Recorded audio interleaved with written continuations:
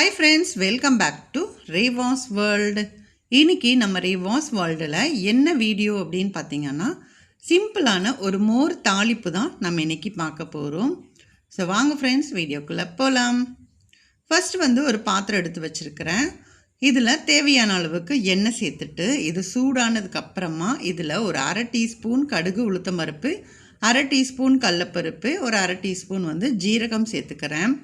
So இது எல்லாமே நல்லா பொரிஞ்சு வர டைமில் உங்களோட காரத்துக்கு ஏற்ப காஞ்ச மிளகா சேர்த்துக்கோங்க. நான் இன்றைக்கி ஒரு 3 காஞ்ச மிளகாவை கிள்ளிட்டு சேர்த்துக்கிறேன். அதே மாதிரி நல்லா ஒரு 2 கொத்து கருவேப்பிலையும் சேர்த்துருக்கேன். இப்போ இது எல்லாமே நல்லா பொரிஞ்சு வர டைமில் சும்மா ஒரு துண்டு இஞ்சியை சின்னதாக கட் பண்ணிவிட்டு அதையுமே சேர்த்துக்கோங்க. இது ஒரு ஃப்ளேவருக்காகவும் சரி, அதே மாதிரி டேஸ்ட்டும் நல்லாயிருக்கும். ஸோ இஞ்சி எல்லாமே நல்லா வதங்கினதுக்கப்புறமா இதில் நல்லா மீடியம் சைஸ் வெங்காயம் 2 வெங்காயத்தை நீல வாக்கில் கட் பண்ணிவிட்டு சேர்த்துக்கோங்க. இதுக்கு நீல வாக்கில் கட் பண்ணி சேர்த்திங்க அப்படின்னா தான் நல்லா இருக்கும். அதே மாதிரி இது நல்லா வறுபட்டுறணும். அந்த கோல்டன் ப்ரௌன் அப்படின்னு சொல்லுவோம் இல்லையா, அந்த அளவுக்கு நீங்கள் வறுத்தீங்க அப்படின்னா தான் அந்த வெங்காயத்தோட டேஸ்ட்டு நல்லாயிருக்கும். அதே மாதிரி மோர் தாளிச்சிங்க அப்படின்னாலும் அது நல்லாயிருக்கும்.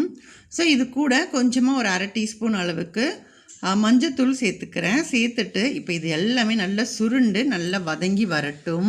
இப்போ இது வதங்கிட்டு இருக்கிற டைமில் நம்ம மோர் ரெடி பண்ணிக்கலாம். தயிர் பார்த்திங்கன்னா மிக்சியில் போட்டு நல்லா பிளெண்ட் பண்ணிவிட்டு தேவையான அளவுக்கு தண்ணி சேர்த்து இந்த மாதிரி மிக்ஸ் பண்ணி எடுத்துக்கோங்க. இந்த மாதிரி செஞ்சீங்க அப்படின்னா ஒரு மாதிரி திரியாக இல்லாமல் நல்லா நீட்டாக நல்லா ஸ்மூத்தாக இருக்கும்.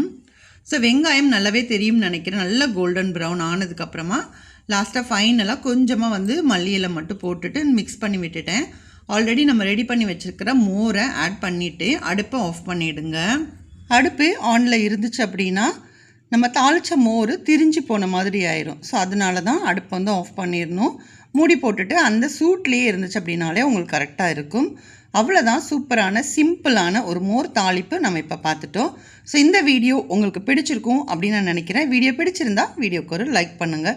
அதே மாதிரி நம்மளோட ரேவாஸ் வேர்ல்ட் சேனலை சப்ஸ்கிரைப் பண்ணலன்னா சப்ஸ்கிரைப் பண்ணிவிட்டு சப்போர்ட் பண்ணுங்கள். தேங்க்யூ.